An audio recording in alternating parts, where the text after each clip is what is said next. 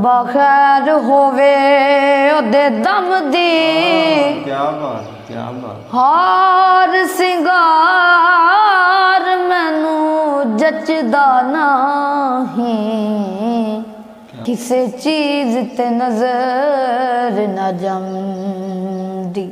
क्या बात है। ईदा वाले पैदा कर दे, क्या बात है, क्या असा रो रो ईद लंगाई।